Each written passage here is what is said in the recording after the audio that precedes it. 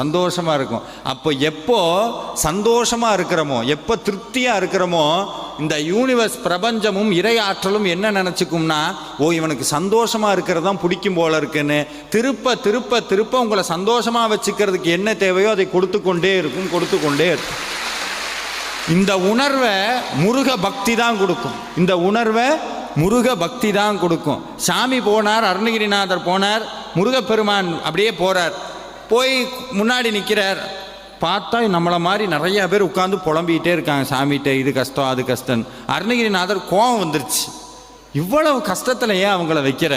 முருகப்பெருமானை திட்டணும்னு நேரம் போனார். ஆறுமுகம் ஆறுமுகம் ஆறுமுகம் ஆறுமுகம் ஆறுமுகம் ஆறுமுகம் என்று பூதி ஆகமணி மாதவர்கள் பாதமலர் சூடுமடியார்கள் பதமே துணையது என்று நாடும் ஏ